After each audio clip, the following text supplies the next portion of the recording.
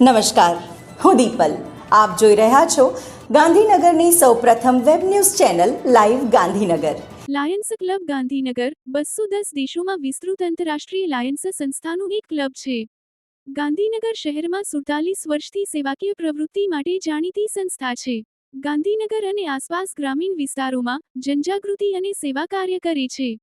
આ વર્ષ 2024-25 district governor Shri Harish ત્રિવેદીના વર્ષમાં ક્લબમાં પ્રથમ મહિલા પ્રમુખ મીનાક્ષી જય સિંઘાણીએ સુંદર પ્રવૃત્તિથી ક્લબને ધમધમતી રાખી અને મલ્ટિપલ સમગ્ર ગુજરાતમાં બેસ્ટ પ્રેસિડેન્ટ અને રક્તદાન બેસ્ટ સર્વિસીસ એક્ટિવિટીનો એવોર્ડ પ્રાપ્ત કર્યો.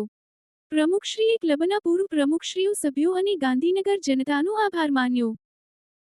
સમસ્ત બ્રહ્મ સમાજ મહિલા પાંખ પ્રમુખ ભારતીબેન જોશી અને કમિટી દ્વારા 24 મેના રોજ બાળકોની ફેન્સી ડ્રેસ, સિંગિંગ અને ડાન્સિંગ હરીફાઈ રાખવામાં આવી હતી, જેમાં મોટી સંખ્યામાં બાળકોએ ભાગ લીધો હતો.